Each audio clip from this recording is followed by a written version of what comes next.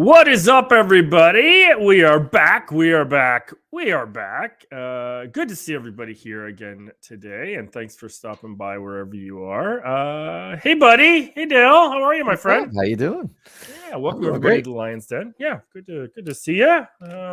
As always, once a month, Dale and I get together and we get to chop it up, and be real and raw about everything. And today will be no different. I think we have some good topics. We had a good email, I think, or excuse me, a good post on a trust. I think we're going to talk about a little bit later on.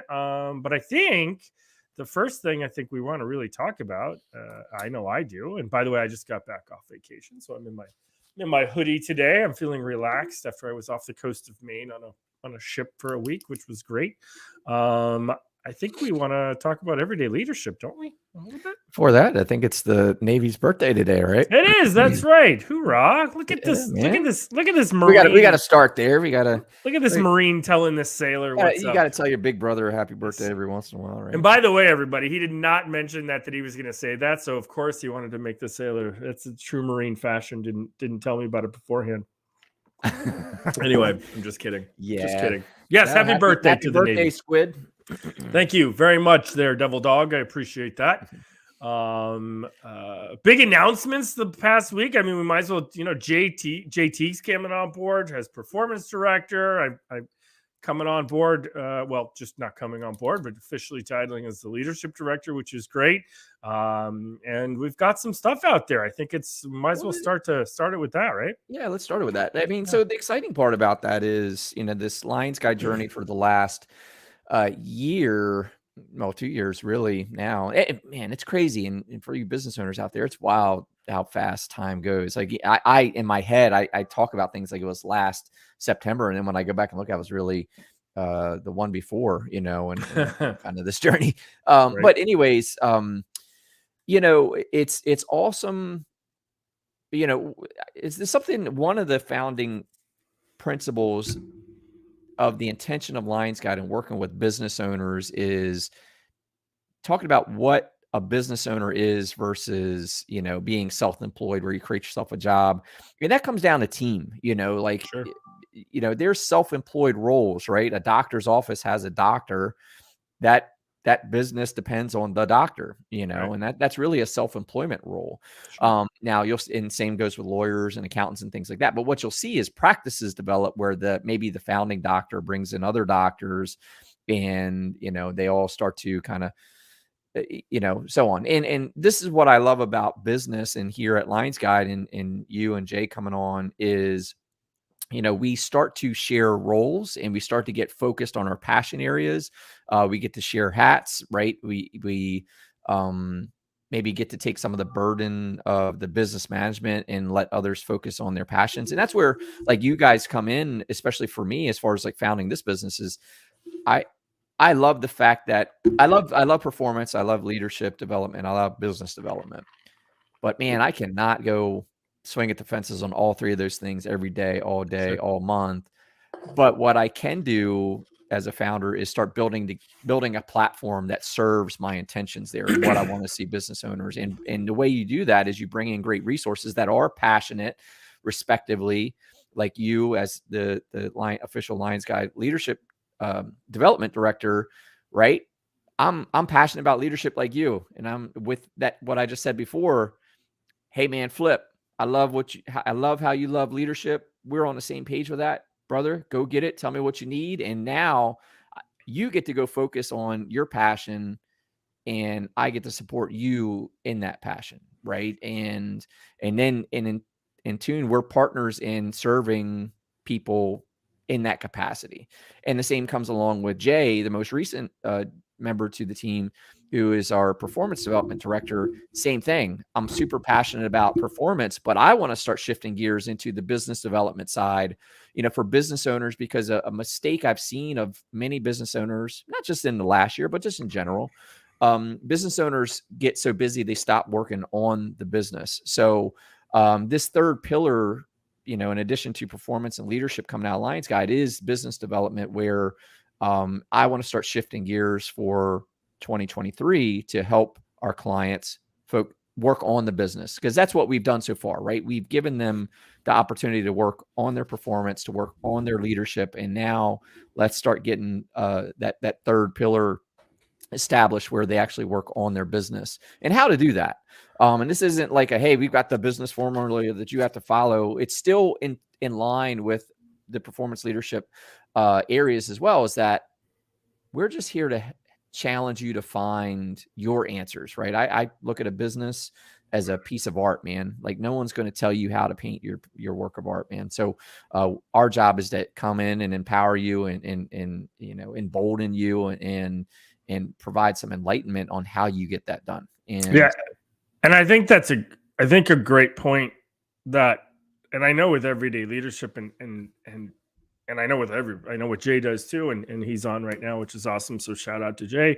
Hey, But I would make a very bold statement to anybody to say, look, nobody's going to tell you how to run your specific business, right? I mean, you could take a pizzeria in Chicago, a pizzeria in Detroit, a pizzeria in Seattle, a pizzeria in Buffalo, and they can be run completely differently, even though they're making pizzas, right? I mean, it can be very different. Now there's basic framework for things, but I think the way we've, and to your point, the way that myself, Jay, and you think about the different pillars that we have, which is, the performance and the leadership and the business, I think what you end up with is that you end up here at Lions Guide.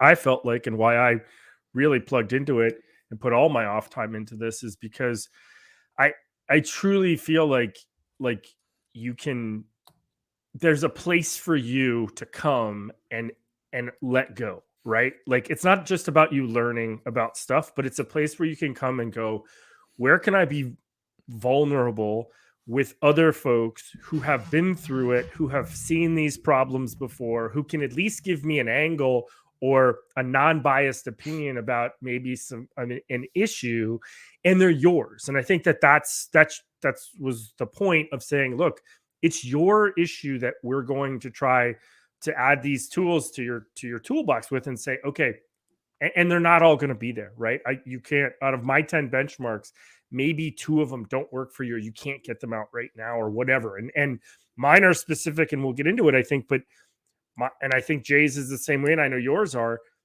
We're only giving templates. Like, that's the whole. We're giving templates based off of experience and what we've seen and what we know has worked in the past. But it's really your journey. Like, and I think everybody needs to come with that from every angle. There's no. I had a group once tell me, like, this will always work with every single person, and I know you and I had this conversation about it. That's not how Lions Guide is. I know for a fact, and I know that's not always going to happen. Like, there's good and bads and stuff, but like you said, business, whether you're a small business, a big business, whether you're a CEO, whether you're a founder, whether you're whether you're a large team leader, either way, like, everything gets in the way. Like, everything, there's so many other things to worry about, or that come up, and then these fires that you have to put out, or the teeth that you have to pull. Sometimes you're playing firefighter and dentist more than you're playing anything else. And so I you're either pulling teeth or putting fires out. And so I just truly feel like I'm obviously we're on the same page, but this is your journey, and we're just here to kind of help, get you through it, and give you that mentorship stuff, right? Either the kick in the ass or the reality check that your baby's ugly, and say, hey, hold on, you have a problem. You need, but again, it's so much easier, and it's so much nicer, and it's a lot more fulfilling. I will say this on our side, and I know you probably feel the same way. I love it when people find the answer themselves, right? And you see them light up, and they go, dude, I get it now, right? Like, Flip, I understand. Like, that makes total sense now. I can see it, because you're shooting holes in it. And that's not a negative thing. That's a positive thing to see that. Yeah, and that's what we were saying earlier around just our goal is to empower, embolden, and enlighten, right? Yep. Our clients, right? And the enlightenment factor is really, and I'll put this another way, right? Beach ball. I feel like we're a thought development platform, Sure. right? Like because you even mentioned templates, but even the templates that we give, like they're really just to give insights to consider. Yep. And our worksheets, like as far as the sessions are really like there is no right answer. There's your answer. Like, it'll be a question that says, what could I do better here? Or what are 2 areas that if I improved, blah, blah, blah. Like they're thought development exercises, right? It's not, like you were mentioning earlier, like what are the 4 things that all leaders must do that'll work every time, right? Like it's not that. Right. But it's coupled with conversations in what's working and what's not working.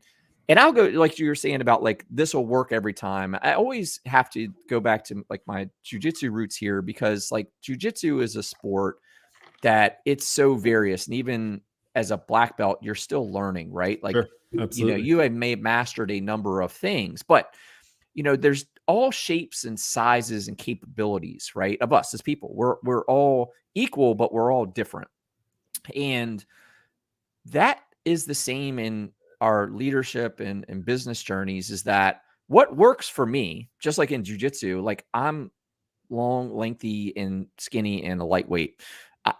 What works for me is not the same that's going to work for like a guy that's 225 pounds and 5'7", like, and that's the same here, right? We're both, at maybe same levels as respects to the sport, but our tools, like our methods, the things that work for us have to be different because we're different. Right. And that's the same thing here. And that's the point, right? Like we can't give like, here's the recipe, and if you follow it, everything will be great. It's just, we come in with the full open awareness that everyone's different, everyone's circumstance is different. And that's a disclaimer I give in all my conversations with clients. If I'm going to a recap of something that worked for me in the past on a certain challenge that someone's facing, I'll say, hey, I've been in a similar situation, and let me just tell you that story and see if there's anything there that'll help you, right? It's never a, hey, this is what you need to do because this is what I did, because that was 10 years ago. That was a different area. That was a different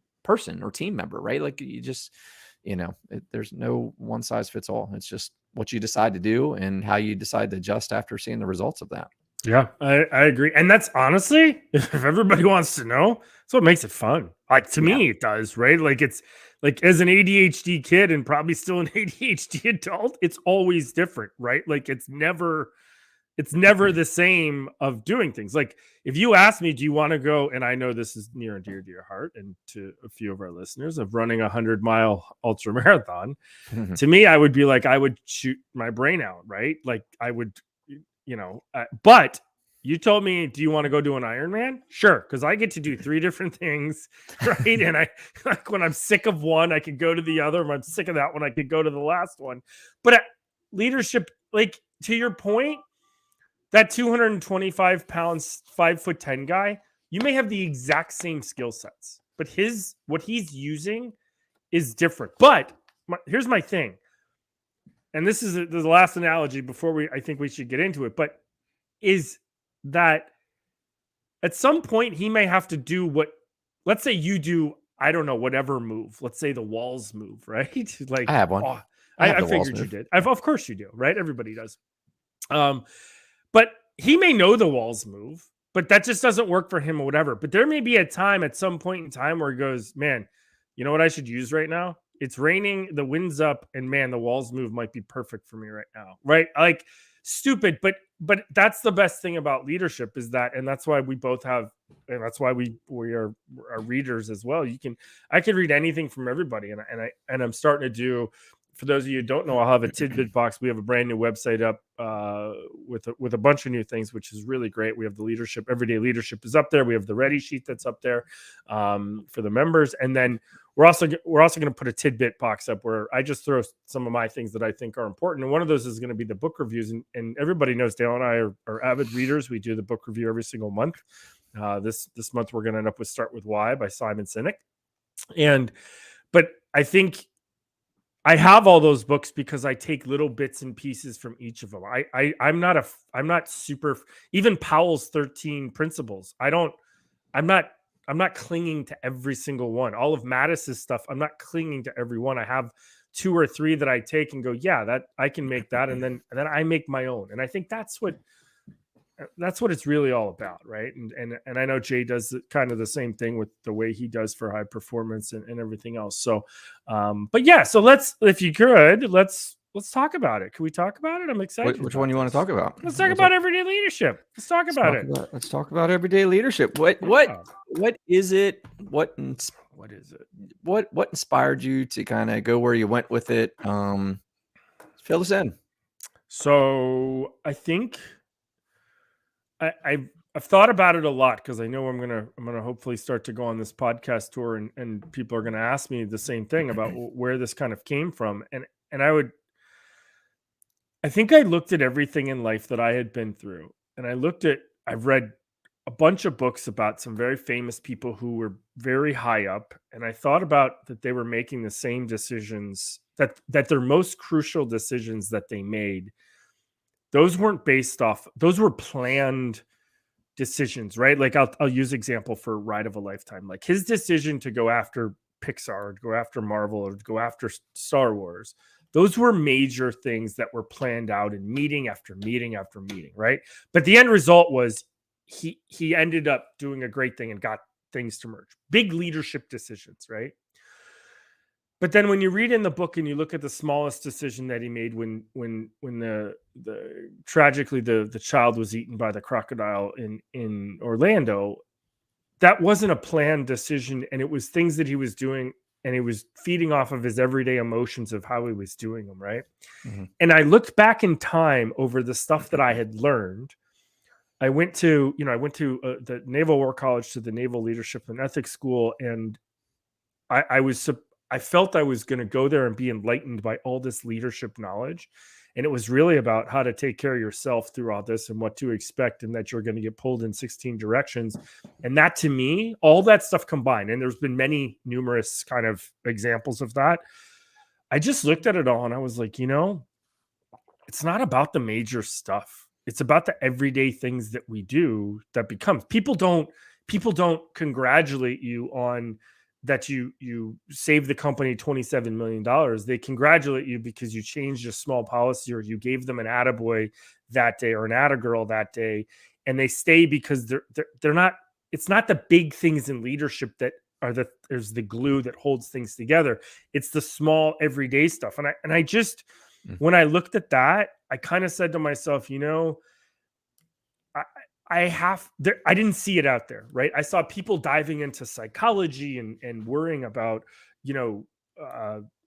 people's different personalities and how that drove things. I saw, all this big stuff that was out there, and I just kind of said, this is every day, right? Like if I'm a company, the company doesn't succeed because of the CEO. The company succeeds because of all the people that are back there, right? Like it's going to be that way, right? Like, yes, does the CEO, does the founder have influence? Absolutely. But nobody can, we already know nobody can do stuff without a team. Very, very few people in this world are successful without being a team. They may have thought, they may have the things, and I just thought that's the everyday stuff that people do. And that really led me to believe, okay, there needs to be something out there for the everyday person, the everyday business owner, the everyday leader, the everyday team manager, whatever it is. That was just, it's got to be that. It's got to be the small things. And I self-proclaimed have always told people a sci-fi nerd and loved the Lord of the Rings, and that the Gandalf quote of, it's the small things, the everyday deeds of ordinary folk that keep the darkness at bay. I just turn that into that's what leadership is. That's what people have to be good at, is the everyday stuff, not the big decision stuff, right? I just thought that was important. I was going to note, the power of that quote is the truth of it, but also the recognition of, it's so easy not to do the little things every day. Right. And that's where the leadership comes in, is that conscious effort to maintain consistency. I know it's a part of your course as well, but just the importance of it, to not moonlight in it, and just it's consistency of like doing those little things every day. And like, I'd say like sometimes I look back on like my leadership roles and say, man, certainly there's the requirement of the leader to kind of like paint that vision and call the North Star and set the commander's intent. 100%. But are you familiar with dark matter? Like in science, they talk Yeah, about like absolutely. there's the things, and then there's everything that's in between that Right. like we refer to as dark matter, right? Yep. And I feel like sometimes like being the leader is you're kind of like everything in between, kind of holding everything together. Like you're like the glue that's keeping the team together, right? You're just kind of conforming in and kind of like, does that make sense? It 100%, and that's the whole point of it, right? The whole point. You said this in the beginning, and we didn't. Again, as everybody knows, all the time on the lines. Then this is us. This is not planned of what we're saying. You said it in the beginning. Sometimes you get so busy running the business that you forget how to, right? Like, so the point is of everyday leadership is that when these things become, and I'm a full participant in saying you have to be actively. You have to actively make sure that these are that you're checking yourself on them, right? I mean, let's take marriage, for example, right? Like anybody this is 60% is divorce rate in the world, right? In America, anyways. That's insane. We were just on our 20-year anniversary trip last week. And so we just heard that thing while we were there. It's going to be interesting to see the stats of pre-COVID versus. Oh my God. Right. COVID. But here's the funny part about that. It's not really funny, but like, it's not the big things that make a marriage work. It's the little stuff that you do that make a marriage work, right? It's just always those little things that keep it going. It's not major decisions that you're making, because you're going to plan on major decisions, and you're going to learn about when something flares up. Okay, we know what ticks each other off. We know what doesn't. We know how to control. We don't always do it perfectly, but so my point to the whole thing is that it's always the small stuff that, they say small stuff matters, right? And Paula said that a million times, but that's what's in business. I just thought it was like nobody's focusing on that stuff. They just think that just happens. Well, I don't think it just happens. I think that if you recognize it, you apply yourself to it, you show examples of how it makes sure it's doing it, and then you check yourself on it and going, am I doing it? And I break them up into 4 things, and we can go into that, or 3 things, excuse me, three different categories. Is that if you focus on those things, I think then what you end up with is you end up with a well-rounded leader. Then you can go work on the business stuff, right? If you're taking care of this stuff, the rest will fall, in my opinion anyways, the rest falls into place, right? You don't have to worry so much about, all the extra pieces. If everybody's, if you handle by 10, in my opinion, the 10 benchmarks, I think you end up doing that. Yeah. So what's the kind of like the flow, you put together the everyday leadership ready sheet, and that's just to plug it out there for those looking for it. If you go out to lionsguide.com, check out the new resources section. You'll see that at the top of the list, and you can download the PDF and check that out. But what's kind of like how you view this everyday leadership? Like what are the kind of like the areas, and how you kind of like compartmentalize, because you got 10 benchmarks. So how do you compartmentalize these things? And I had to break them up. And I'll be honest, I went, it was recently that I broke them up. It was probably because I had 10 benchmarks, and I was like, man, this will work out great. And I was honestly, we talked about it before. I was modeling like Powell's 13 principles and saying, I'll just come up with 10 things that whatever and doing. And then I had to think about it and said, where do I really set these? Why am I doing it like that? And then I need to focus 3 different, in my opinion, areas. And the first one I chose was one I thought it was immediate, was core beliefs. And so for those that don't know, I was a medical guy before. I flew on those kind of helicopters rescuing people. And so I do a lot of analogies to the body, right? And I always had to start with what makes the most sense and what keeps you alive, and that's your heart. And I truly, you've talked about this before when you talked about courage, clarity, in leadership as your core beliefs, as our core beliefs, I should say, in Lions Guide. And I really looked at our at the core beliefs as the heart of leadership, and that has to come from within, right? The core beliefs are built off of where you grew up, how you grew up, right? You've said it 100 times, and you're not shy about saying, "Hey, I wasn't a good 17-year-old necessarily. I was not in the right direction." Jay does too. He talks about kind of living up and having that. I didn't have that type of experience that was like that. And so mine was a little bit different of just being a dismayed kid, whatever, but it doesn't matter. All my core beliefs have come from that, starting then and then moving forward as to what I learned and saying, when I look at it, what ends up being the most important things to me. And I even divided that into two of saying, okay, honesty, consistency, and transparency is the most important thing that I immediately unconditionally give in any leadership situation that I'm trying to be in, because I've just seen it work better that way. It eliminates problems if you keep it that way, and you minimize a ton of stuff later on. But truthfully, it's at the core of who I think you should be. And then having that trust, loyalty, and respect.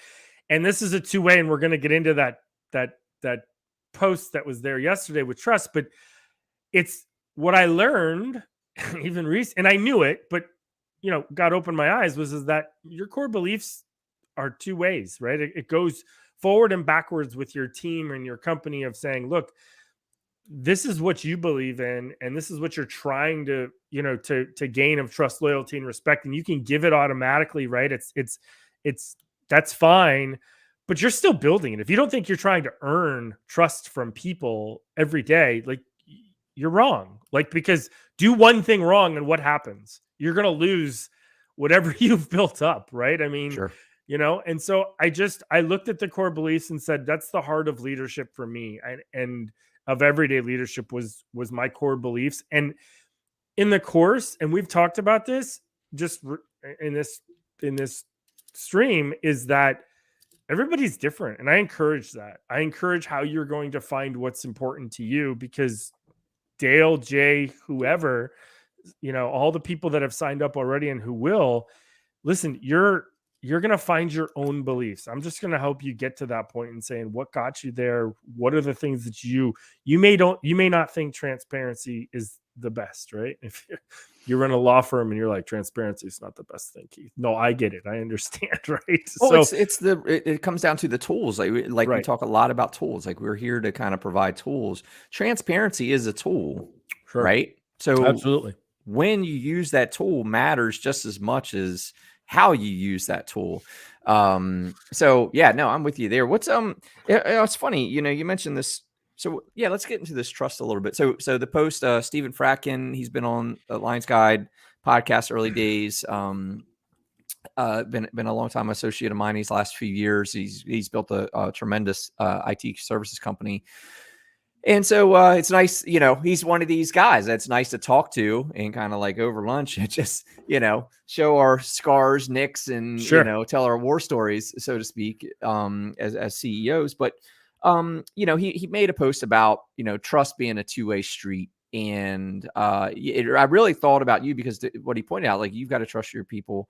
They've got to trust in order for them to trust you, and vice versa. And, how important it was to team success in having a culture of trust and maintaining that. And I thought of your quote, so I'll let you drop it here. What your quote is? Drum roll, Yeah, please. so it's my quote, and again, I made this up a couple of years ago, but it's honesty, consistency, and transparency from the top down builds trust, loyalty, and respect from the bottom up. And I truly believe that. And so, it dawned on me as I read that, like, in that moment, because of trust at the top of your list, so to speak, among the core beliefs, that this two-way street of trust, I took your saying and I said, wow, well, it actually goes back, you say it backwards as well, right? So Sure, honesty, absolutely. what is it? Honesty, Consistency, transparency can build from the bottom up. Right. You say it because you got it. See if you can reverse it. Yeah. So it's on. So then you would say trust, loyalty, and respect from the top up, the top down, excuse me. builds honesty, consistency, and transparency from the bottom up. And you're absolutely right. Right. I think when I did it, I wanted to make sure that I was intended, though, that the onus is on the leader, though, to be the pinnacle of that, right? Like we talk a little bit, and I talk a little bit about being a good, like when we talk about leading up, we talk about, hey, how am I a good follower, right? Yeah. Because that was one thing when, and I'll tell anybody this, when I transitioned from E6 to E7 and I made chief, I got told explicitly, you're never going to be in charge of this 60 person group. And it was me and another person in the room, and they had seen already that we could lead. But what I didn't realize at that point, and they told us that, they're like, we know you can lead, right? You're sailor of the year, your air crew, right? We know you can lead. We're not worried about that. I don't need you in front of everybody doing that. You're passionate.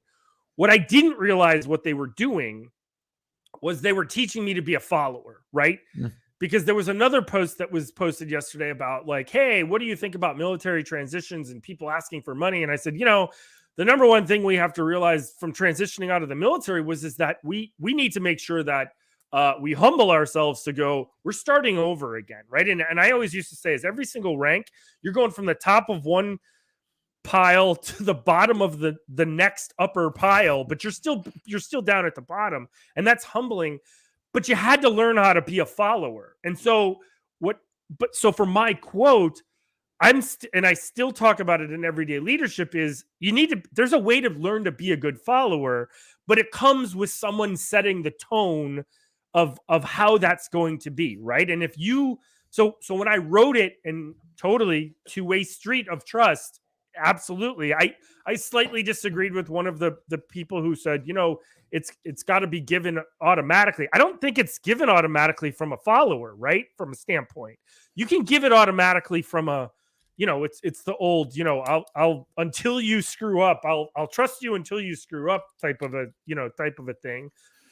But I just think I just kind of look at it and said, okay, but from a leadership standpoint, you got to be the one to make that first move, right? You got to be the one engaged for all the reasons of power and title, of I'm getting paid more, of whatever you want to pick of that. We separate classes of people in some way, shape, or form.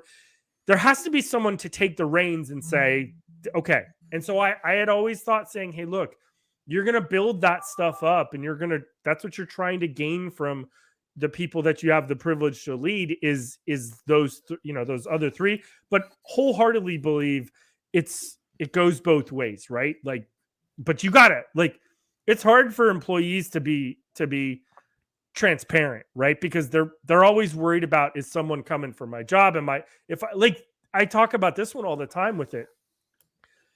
You got to have a really good culture that you trust that if you leave on vacation and somebody takes your duties, that your company doesn't go, well, wait a second, that dude can do both duties. Why are we paying both people? Like, you can't have that culture, because you're never going to get then people being transparent. They're always going to try to be single points of failure, so that this way and look, you need to, so we have to shed that, right? You have to shed that belief, but that creates someone from the top saying, I got you. You know what I mean? Like, I understand. Well, that's the loyalty, right? Like, loyalty is one of these 6 core beliefs, right? Right.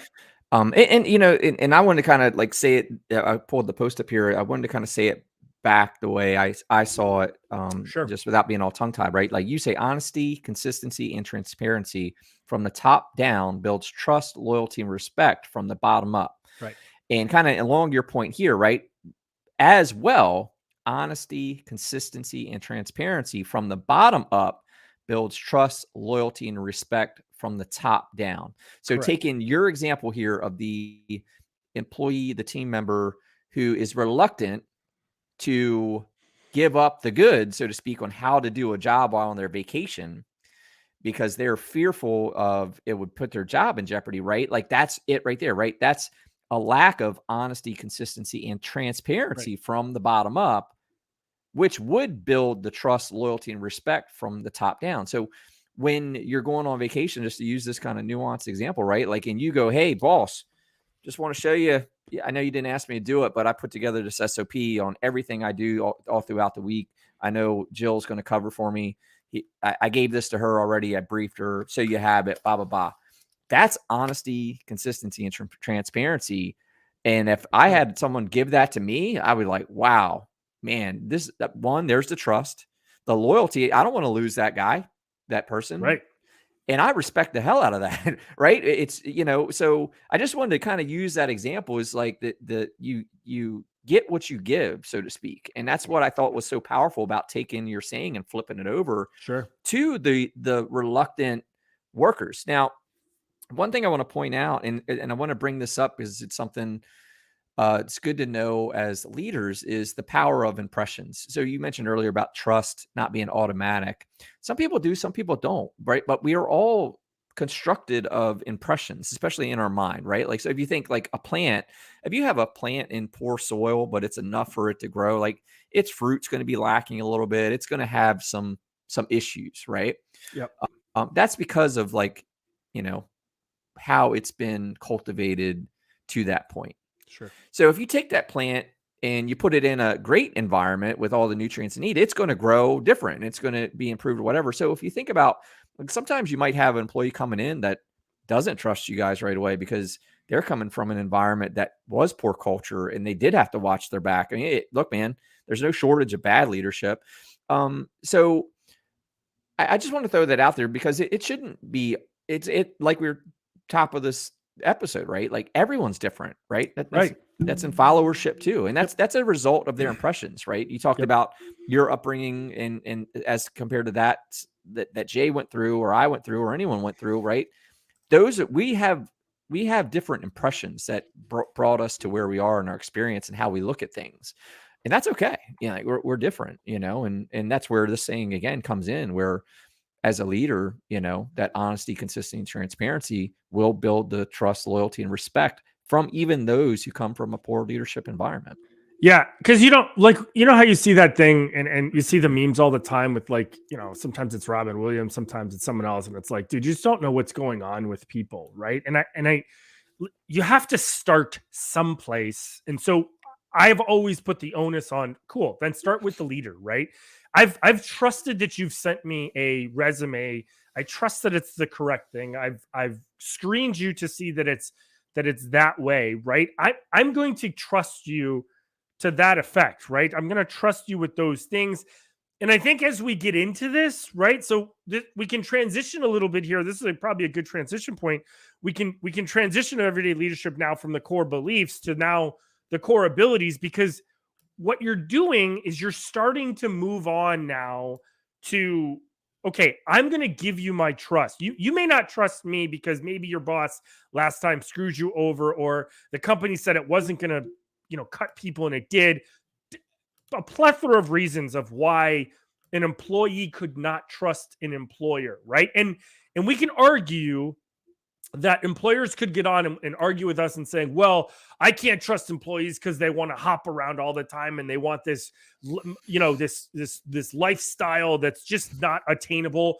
Listen, go back to your beliefs, in my opinion. And if you're honest from the beginning with them and you're talking to them from the beginning and saying, this is the right, and we'll get into the applications, which is like building your foundations. But if all that's transparent in the very beginning of what your expectations are, then they're either going to say, well, that's not what I want, and walk away, and that's fine. But too many people don't do that, right? Too many people, well, I need a person, so let's not give everything out of the bag or whatever. And I understand there's times that you want to get things for cheaper. So I get it. And that whole process is it's a pain in the ass to do. And I get it. I understand why that's happening. But if you could be transparent about things up front, I just feel like and that's, again, for me, that's a core ability, or a core belief of just being that way and as transparent as you can be to do that.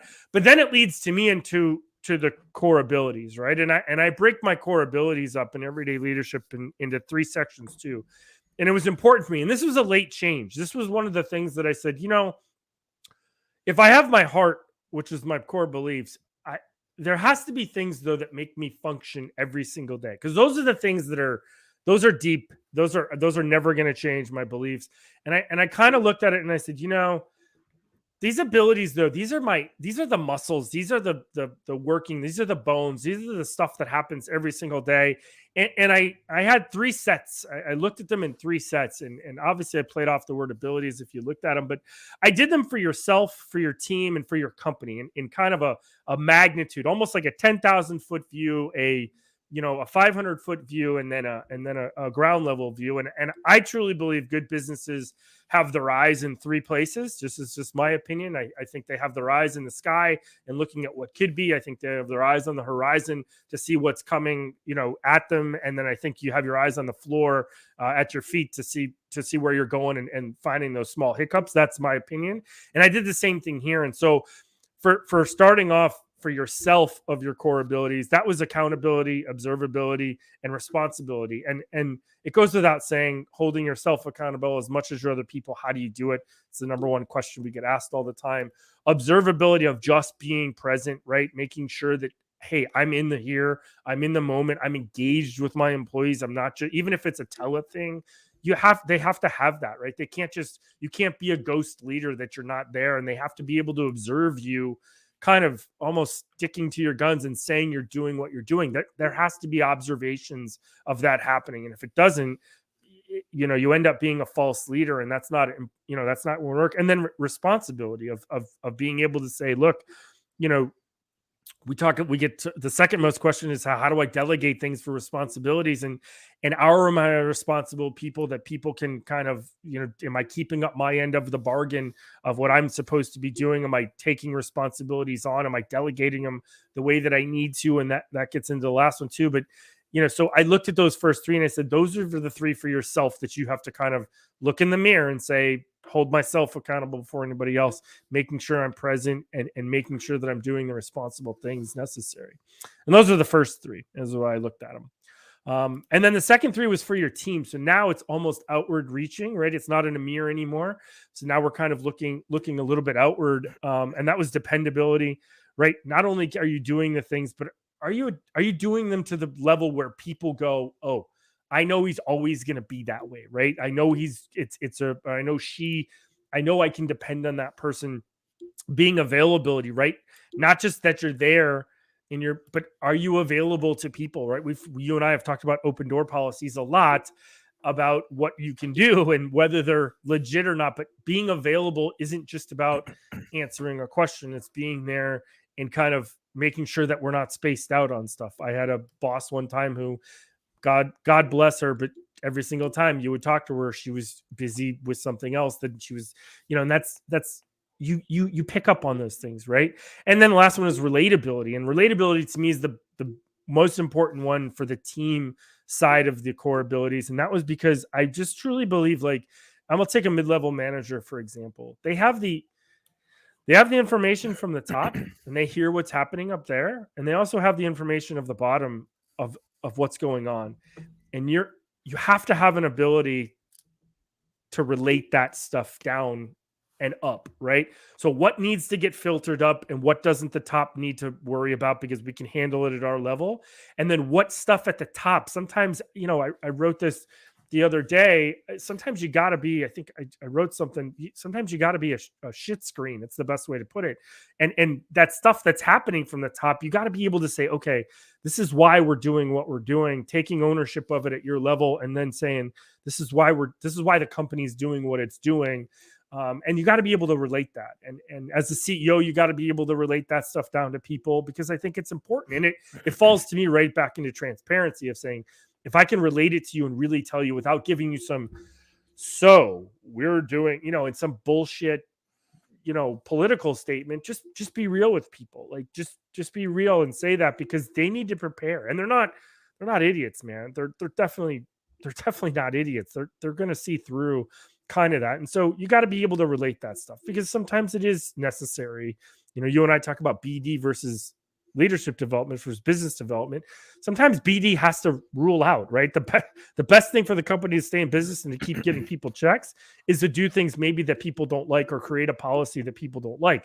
Just be honest about that. Well, that's right? a Marine Corps, primary leadership objective, secondary leadership objective. Primary leadership objective is mission accomplishment. Secondary is troop welfare. Right. That's not abandoning either, but it's to your point here that no business, no job, right? No perks. Like, sometimes like the mission has to come first. Now you can accomplish the mission and still take care of your troops, but sometimes the mission is going to dictate, but I agree, right? Like that's the point of transparency, where you just got to come to the table and go, guys, listen, I know you love the fact that we cover 100% of your medical, but things are tight right now, and I know it's tight for you and it's tight for a business, but this is one of the areas that we have an opportunity to survive through this recession or whatever.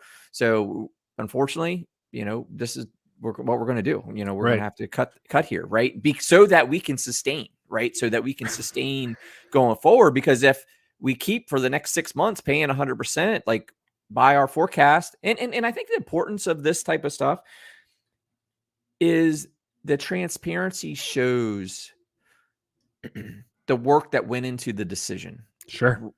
I think that's really important, where you go, look, we sat down and this is how we came to this conclusion.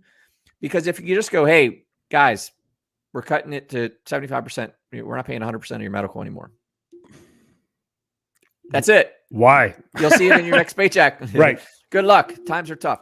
But if you go, look, we sat down and here's the top couple things that we considered. In fact, this isn't the only thing, but it's this thing and that. And the reason we came to that, because we felt if we cut this instead of that, here was the repercussion. So you kind of just explain how you got here. And it's the transparency is so much more appreciated, and it's relieving, right? Because now the employee doesn't have to go, well, why didn't they do that? Well, why not? Why this and why that and whatever. And it's not going to be perfect, and it's not going to check all the boxes. And that's where you do need to ask for the other, like, you're not going to think of everything you need to explain. There needs to be some two-way, I think, to kind of, is there anything that we didn't touch on that you would like clarity on? Because I look at it back to, so when I used to teach emergency medicine I did it in my duty station in Puerto Rico, and I used to teach EMT, right? I used to pride myself on not having any questions at the end, and right or wrong, and it wasn't because I I don't believe anyways. It was because we had that class was like, is there any questions? And then people just didn't want. You could tell if you figure out Flip at this point, that I was probably pretty active. I was, I used humor a lot. I tried to relate things as best I could. And I felt like at the end of the day, though, I used to do PowerPoints very wrong. I used to do them, with actually not wrong. I used to do them probably before my time at this point, but I would write them how I knew I was going to present everything, right? Which is how you're supposed to kind of do a PowerPoint, not just put all the words on there and then put definitions, right? But I used to pride myself that there was not a lot of questions at the end. And I always thought, man, if I'm a leader, I don't want to leave all these hanging fruit out there for people to go, well, wait, did it have to? Right? Because think about it, if you just talked about it, and we're going to get into two words that you talked about. You talked about sustain, like you're using this example, and how do we sustain? If people understand that, hey, we're not, because of, and just if we had to do it this way, because of what's going on in the world, we didn't make enough money XY, and that's leading to this decision which we had to make. We could have cut in X, B, C, D, and E, but we decided on doing, OQ, PRST because this is the way that it was. Listen, right or wrong, people may not like it. People may not go, well, I wouldn't have done that. All good, all fine. But at the end of that conversation, and the next time something happens, to me, they're going to know, go back to that ability for your team and go, dude, I know that they made the best decision that they could with what they had. Mm-hmm. And I don't think we should hide. Like, that's transparency completely to me. You don't have to worry about it. You're never going to get the right. People are still going to be pissed. They may still be pissed off. that you cut their health care 25%. But at least they know, and there's no hanging things about why. Are they just being dicks and just wanted more money? Are they getting, like, all those extra things happen? And if you eliminate that, like, to as much as you can, I think it's so important to be able to do, because it leads to the last part of the abilities, which is the ones for the company, right? And that's this, and it probably came about more when I thought about COVID and what happened with COVID. And I thought about adaptability, weatherability, and sustainability. And I break them up very differently, because I looked at COVID and I saw businesses that survived and thrived, and they were able to adapt to what they were doing and what was happening very quickly, right? Restaurants taking their servers and turning them into drivers, and now they're just giving food, right? That's a great example of businesses that kind of stayed alive in this whole thing, right? But then I thought about, well, that's just not enough, though, because there's a lot of BD that goes behind the scenes in that you just don't, it just doesn't magically turn on to be that way, right? Like, are you paying now for car insurance? Are your insurance fees going up because now your drivers are driving with your, like, there's a ton of things that go into that. But then I thought about, well, weatherability, and saying, okay, maybe you couldn't do that. How do you weather that portion of what's going on, right? And be able to say, all right, it's the rainy day clause. Like, how do we kick this weatherability in? Because it's going to be shitty for a little while here. How do we weather this storm, right? Mm-hmm. And then you may or may not adapt before or after it, but you got to weather that initial kind of piece of it all. And then the last part of it to me was about sustaining it. Now, all of a sudden, our lives have changed. We are a different company because of that.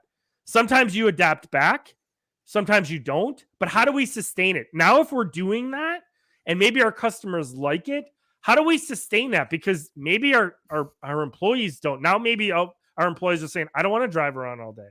I want to go to one place. I want to do this. Now we're sustaining, employees and saying, how do we keep? So I looked at the company part of your abilities and looked at the planning, and I know people somewhat emergency plan, but I just thought it was important for those abilities for you to be able to say, okay, adapt, weather it. And now afterwards, whether we adapt back or not, how do we sustain it? And those three abilities to me, I thought were because each one of them come with different leadership challenges within it. And so it's not just about business decisions in there, though I use it as that. It was really about the trifecta of how do we do this for our company and make sure that we're prepared for it from a leadership standpoint. What I like about kind of where you went here with sustainability, which is important for, business owners in this, you will go back to our little situation where we're making cuts, right? And, so we're talking about like, hey, we're adapting so that we can weather this situation. In the sustainability part, like back to transparency, even in being transparent about it, it may be a good idea to go, hey, and we're going to revisit this situation, right? We expect to have to do this for the next 6 months, or we understand that this is one of our milestones that we will revisit the situation, right? Because you're something's changing, right? So there's kind of like a decision to make. Is this an exception, or is this the new rule? Right. And one of the things that, as far as business development side, business owner needs to understand working on the business is, you want to build systems, right? And to sustaining here, like that's like, you make a decision, and how do you systemize that decision? At other times, you're making a decision because you're managing an exception, but you kind of got to keep your eye on that, right? Like, because if that same exception, exception keeps coming up, well, that's kind of telling you, oh, this might be a new norm that we need to kind of pivot and adapt and transition, I just want to put out to everybody, to reiterate this point one more time. I promise you, Dale and I do not talk about what we're going to talk about on the Lions Den beforehand, right? But and so this is not planned of what he said, but maybe we've been doing it so long, it's so a good thing. But what he's talking about leads us directly into then the third part of everyday leadership, which is the core applications. And the first one is what you're talking about, and that's building your foundations. So to me, the applications now are when pen meets paper. What do you, right? So my heart is pumping the blood in my body, my muscles are making me hold the pen, and now I'm writing what is dictating. Now your application of everyday leadership is, what can I do right now? Everything else so far has been somewhat internal about you looking at things. Now, how do I put things to paper and say, what am I actively doing? And the first one starts out to be, which is building your foundations. And what I've seen too many times, especially with young companies and that are starting up, and or sometimes departments who I'm taking over a new department and now I'm coming on board, right? What I found important is that startups will go, I'm going to use Google, for example, right? You can't start a Google the way that they are, right? And what I saw, you just can't, right? Sure. In a plethora of ways, a cornucopia, if you will, since it's Thanksgiving time coming soon, of why you can't do that. And that's because they've been that way for a while, and you can't just all of a sudden say this is the way it's going to be, because you don't have foundational rules of saying that. Now, listen, this is, to me, building your foundations is all about operating in black and white versus gray, right? And so you have to be able, as a leader, to be able to know that you're going to operate in the gray a lot of the time. And I think it's a good thing, right? So there's a good thing to have foundational rules to say, hey, listen, this is how we do business. Very black and white. Here's our standing operating procedures. This is the way we do it. These are our workflows. These are our processes. These are our HR rules, which is another big section that says, do this, don't do that. All good.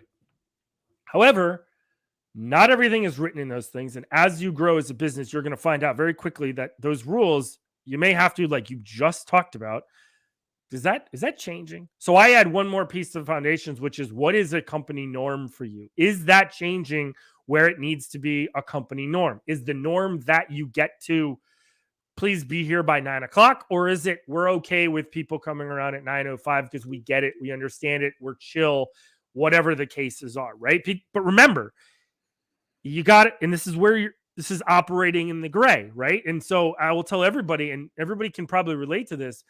As a young employee, sometimes you get inundated with the black and white and say, these are the rules to play by. And then you see someone do something that may be above you and it's not being handled the same way. And then you may say, well, that's not fair, right? And it happens all the time, saying, well, that's not the same way. I'll use a military thing where we had discipline, and you may see someone doing the exact same, or what you believe is the exact same crime, if you will, I'll put it in those, or discipline infraction, and them getting treated in a different way than someone else. And I'm going to tell everybody, there's a reason why you want to operate in the gray. Once you have your foundations, is the only way you can operate in the gray. And why it's important, and I talk about this a lot in everyday leadership, is because when you're a leader and you have all the information available to make your decisions, you're going to find out that person may be a single mom on hard times. And so there may be a reason behind it that no one else knows about, right? And you're not going to explore that and share that with everybody else. So should you apply the rule the same way? This is hypothetical, but maybe there's a difference. And maybe there's a difference for someone else's reasons why it's not being applied the same way. And that's, everybody should know, if you have that culture, the beliefs, if the abilities are being done, your team will then go, we understand that when we trust and we respect those decisions, because we know they're not based upon black and white, stone cold, this is it. Because you can't be that type of a leader, right? And so people have a hard time with that one. And again, you have to build this everything has to come together for people to be able to believe. But if you're transparent, if you're honest, if you're consistent in how you do it, people will go, okay, there must be a good reason for it. No problems. Let's move on, right? Like, that's what you're going for with it all. And I think the thing to kind of give leaders some grace in this area, like this gray, is because we want the simplicity of rules, right? Like, because like once the rules are established, like there's our guardrails, we don't need to think as much anymore. Here's our rules. But the problem with that is sometimes you don't know that the Sure. result of such a rule or such a policy. There needs to be one, so you create one. But in my opinion, it needs to be created in a little darker shade of gray, right? Like, Right. Absolutely. it's not straight up. This is No. the law now. There's an issue that we need to solve for. This is our first draft of trying to solve for it. Again, we're going to revisit it as we see the results. So maybe your point about there's an infraction, there's a punishment, but now there's learnings from that punishment. So then those learnings from the punishment might dictate the punishment for the next time, right? Kind of continue with that, because there may have been an intention, like, young sailor did X out in town. This is how we punished him so that this doesn't happen again. Sure. And then it happens again. Well, that didn't work. So how do we want to punish it this time? Yeah. And it's like everything else, right? If you don't think your rules and your foundations are a living document or a living organism, you're wrong. They need to be a living thing. They can't be concrete where it's not able to be fluid, right? They have to be able to do that. They have to be malleable. Like That's great word. Right. Yeah. They have to be able to do that, because again, you can't do that though without the whole, I'm trying to avoid the word culture as much as I can, but you can't do that without this trust and without this respect, without this loyalty up and down. You can't do this without that, right?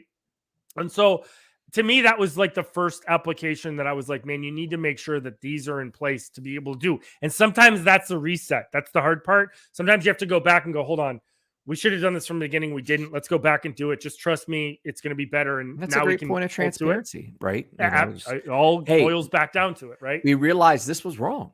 Yes. Yeah. And politicians get criticized all the time for flip-flopping.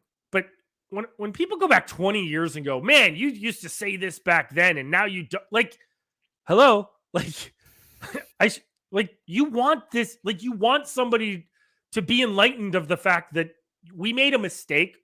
We're changing it and you know what? In 2 weeks, we could change it again because it may have been the wrong change, or, you hear about overcorrection too much. Like, maybe we overcorrected, so let's change it again. Like, it's okay. And again, you can talk about change fatigue. And I know Laura comes on and loves to talk about change fatigue and how it does affect people. It does. But if you're open, if you're honest, you're consistent about what you're talking about, and you're transparent about it, and you're not trying to hide things for different reasons, people will accept it. And it actually doesn't become change. It just becomes, if it's progressive and intentional, right? Like, there's a difference of like whiplash, like every day it's something new. And, oh, you were here. And like, to your politician thing, there's a difference of like, 20 years ago in different time and circumstances and a certain level of naivety in my own right, that's how I felt. But today I feel different because I've, again, got 20 years of impressions. However, when you make a decision yesterday and you wake up the morning and now the wind's blowing east and you go, you know what, screw that. Now you're not, now that's change fatigue. And I've seen that in organizations where it's like, just, and to me, that goes down to like the leaders chasing squirrels, man. Like there's a squirrel run across the desk every day and they're just swinging for the fences every time. And, and if you're the type of leader that, like, if you sleep on something, you change your mind, like, don't be immediately decisive. Like, there's an issue, be the guy or gal that sleeps on it, and then allocate time to give it focus. I don't do it for any other reason, because I know he doesn't watch this, but my boss is great in the fact that he may bitch about something on a Friday that happens or whatever. It's just a situation and events, which I think is great, but he very rarely, and I absolutely applaud this, and I preach that it should happen this way. Very rarely does he make a decision on it until Monday, right? And Powell says sleep on it, it'll be better the next day. It's that mentality of saying slow your brakes, because we used to say this all the time in the military. It's written in blood. Oh, okay. And everybody used it, right? Like the cooks would be like, it's written in blood. Like, there's very few people of the tip of the spear that really, like, rules are written because that, I get it. But, like, you can still have a lot of time to make decisions about stuff in leadership anyways, that you can do so. Now, there are some snap things, you're out on patrol, you're in a helicopter. you got to make decisions, leader. Yeah. I understand that. Not a problem. That's not what we're talking about. But 95% of the other things in the world don't need to be made that fast to be able to do it. And again, that's where you take these things all into account. And that really leads to the second one, which is being brilliant. Before we run from this, can I just give some Go permission ahead. to some of our listeners on this one? Yeah. There's your permission to wait. Like if it doesn't need to be decided right now, like, and I say this because there's going to be pressure to make a major decision right now, right? There's going to be pressure from either the subordinate or a partner or, colleague or whatever. Like, hey, well, I need an answer. Like, do we though? Like, and so give yourself some grace, despite the pressure of someone demanding, like in these, like I said, there's going to be the severe prioritized times where you do have to make a snap decision, but on the big decisions that you should sleep it off, do it, and don't succumb to the pressure. But there you go. You're going to get a better decision. And especially if you have a decision to make, and I've learned this a billion times, if you have a decision to make as a leader and you have the time to be able to make that decision, and you have folks that you can go to say, hey, what do you think? What would you do? That is not weakness. If anybody believes that that's weakness, that you're not making your own, that is not weakness. That is you being a great, especially when they have some magnitude for it. Now, listen, there's something to be said about being silent about stuff and not handling things. But sometimes when it's like, it's a deal that you need to, and I'll say, I'm going to air quote it and say lives are at stake or big decision. You have to. You can't make snap decisions. Like it's just not. You're just not going to get. You're not going to be thinking about everything, right? It's reactionary. It's emotional, and that's not how you want to be as a leader. You want to be. If you want to be an emotional leader, it's one that's compassionate or it's benevolent, like Laura does talk about, versus someone who's just hot-headed and or whatever. So, I think that's important. My second one is about it's very business specific, but it's about being brilliant on your basics and making sure that you stay brilliant on their basics. And the best way I can do this one, the easiest analogy, and it's the most business one that I do, is that I see too many small businesses. I see too many teams that get off focus of what the real goal is, right? And so I use the small pizzeria. Someone comes in and you're making a pizzas and you're making the best pizzas in a small town. And all of a sudden someone comes in and goes, man, wouldn't it be cool if you guys made paninis? You know what? It would. It'd be great if we made paninis. And then they're like, oh, man, I'd love to have an antipasto. Great. Let's make some antipastos. Now your breadsticks and blah, blah, blah, knots, whatever else you're into. And all of a sudden, you're not the best pizzeria anymore because you're not focused on your pizza.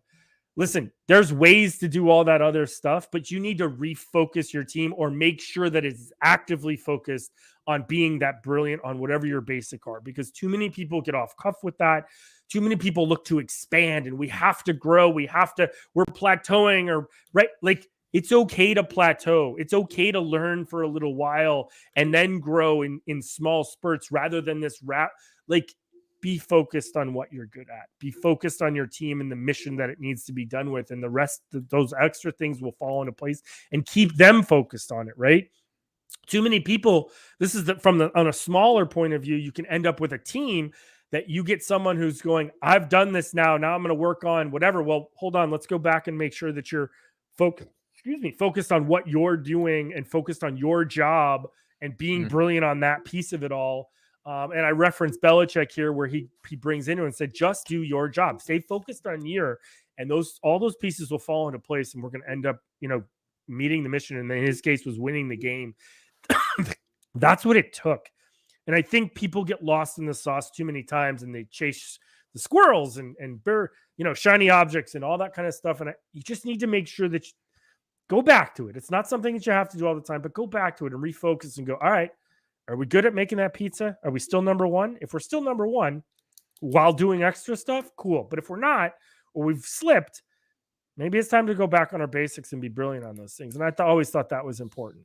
Yeah. It's back to the intentions, right? Like, having an intention, and it goes and also calls for strategic intention. Rather, it's probably a better way to put it. Like, changing gears, changing lanes, adding services, making major changes. Like, what are you solving for? That's what my pocket tool for that is like, what are we solving for? Right. Is there a gap in the market for paninis, right? Right. Or is there already a number one guy in town, and just because we're the best pizza, like you said. So Yeah, for sure. absolutely. Yeah. And then we take a turn. I have to admit we take a turn in the applications port, and we're talking about we talk about the spam stuff. And I fully, sex, power, alcohol, and money, and I don't want to dwell on dark. People talk about, well, you may go negative here. Listen, it's not negative. It's not a negative thing when you're actively knowing, and just look at any article in any business thing that someone has gotten in trouble for. And I promise you it had to do something with sex, power, alcohol, or money, and something of that getting out of control in some way, shape, or form. And look, we're human beings. Everyday leadership, you and I both know we're not judge. I'm not here to judge anybody. Nobody can judge anybody. You gotta be able to know what's there and how the pitfalls and challenges change sometimes when you're hitting those things, and what could creep in, right? Whatever that is, power being especially the most important one, because you don't see it coming. Sometimes you can get intoxicated by it, right? You have access to more information. You have access to knowledge.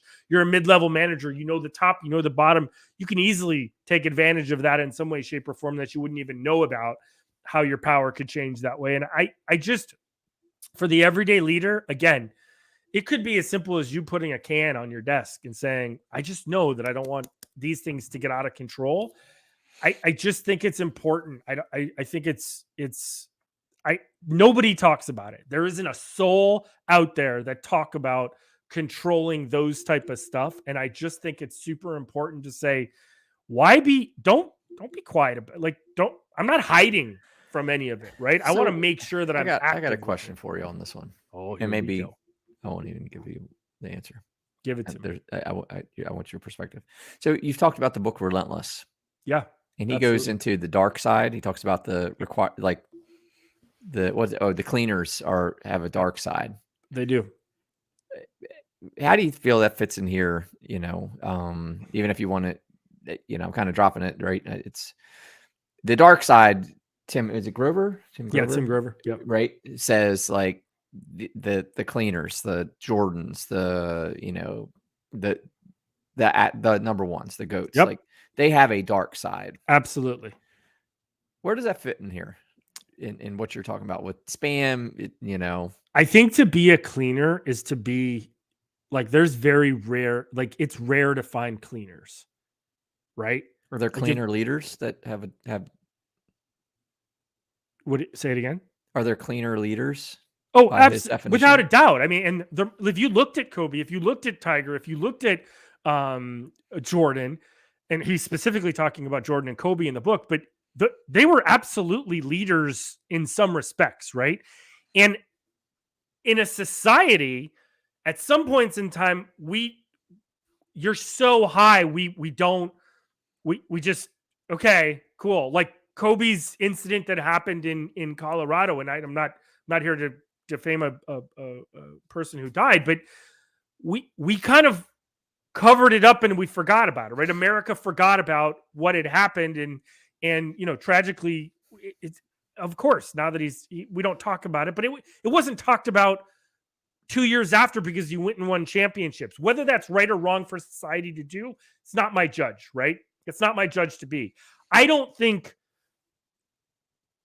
think what you end up with is you end up with being so committed to something that you have to have releases in ways and I think that's what Tim's talking about when he talks about those things, is saying you're so committed to something in ways that you and I don't believe we even touch that realm, right? Like, I just don't believe we do it. Like, you could take people like, I always talk about it like Howard Stern and Michael Jackson. Like, Howard Stern goes to therapy every single week to make sure that his demons don't fly out. And he uses the radio to be able to kind of, it's his cathartic way of getting it all out there.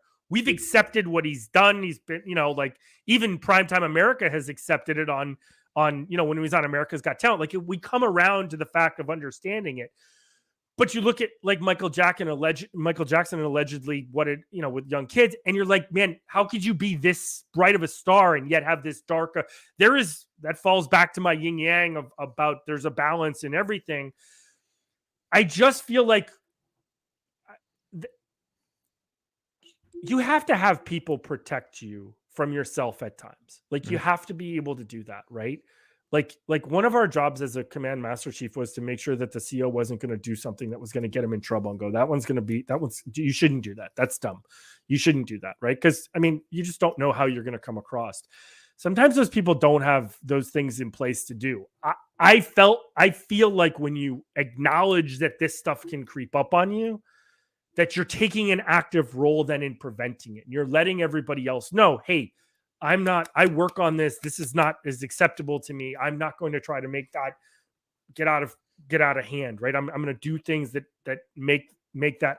I just think when you look at those cleaners, sometimes they didn't have those things in place all the time, right? And do you think any of those three, let's say Tiger, Michael, and Kobe, do you think that they got intoxicated on what they were doing?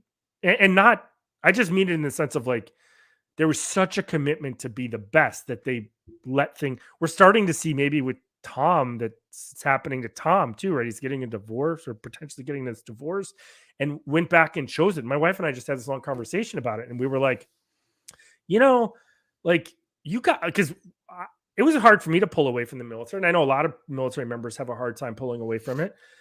Like you got to something has to overcome you to go, this isn't as important to me anymore as other things are, right? It's just not that way. I think that's something that you have to do. And I just look at the everyday person. Can the everyday person get just as much swooned as someone as yes, I think you can. I think like an everyday leader can fall into the trap of all these things almost more easily sometimes than the big, because those people are in the spotlight. So they know it may be even a bit out of sight. Absolutely. Yeah. Like you wouldn't think about it like in that kind of a sense. And so it's a great question. I just feel like sometimes if you have active things involved in yourself to make sure that you're not, that's not happening, I think you end up with a better chance to not fall into those pitfalls. Right. And again, to me, and I encourage my listeners, if people talk about this in other places, to let me know. I've never heard people talk about the pitfalls in a very simplistic way of saying, how can I at least acknowledge it, right? Because I'll tell you every day of the week, it's right here, and right. I'm not shy. This is that's why I totally respect it, this lesson of yours, in the course around. Because the lesson is controlling your spam. Right. So we're talking about these dark side elements, like the release valves, right? You're 1,000% all the time. What's your release valve?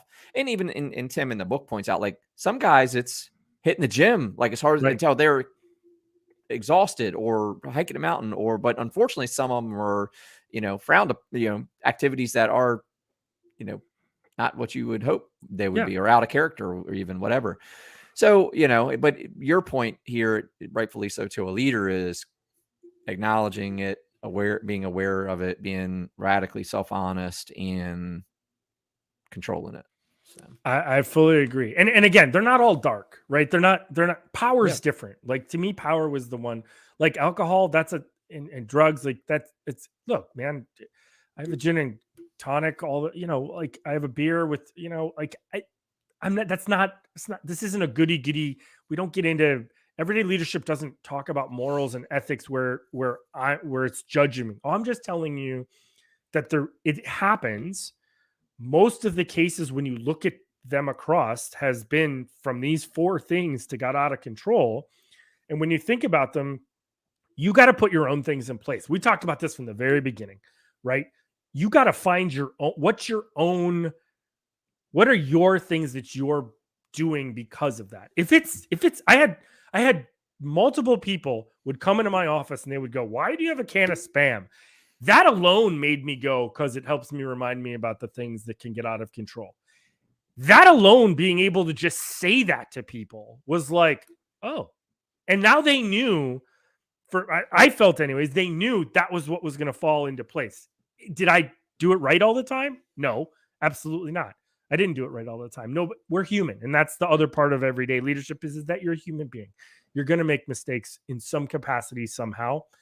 And it could be completely not of your doing that it's going to happen, but at least you're being able to come out and say, I'm acknowledging that these are there, that they can happen, and they're not in the dark, right? It's not something secret that all of a sudden sneaks up and you're like, man, so but let's I don't want to be too much longer here, but let's get into the last couple because they kind of go hand in hand. Let's keep the last two.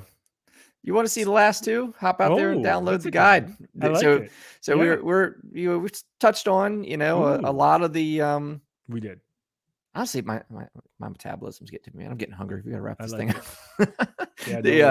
No, but I think it's been awesome conversation. And really, I want to save some more for next time. But so Flip took all this, and there's a download out on the Lions Guide resource area where Flip put together the Lions Guide to Everyday Leadership, which has these 10 benchmarks that we touched on a few of them today.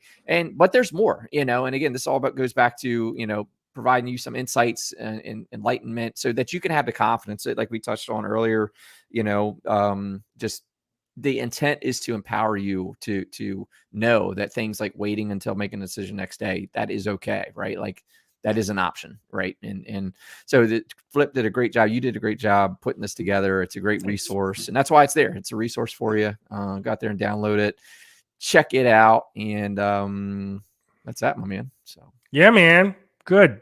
This is kind of like your lead on this Lions Den today, which is okay. That's all good today.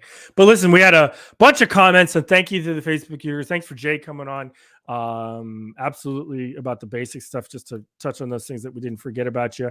But listen, I gotta give back, right?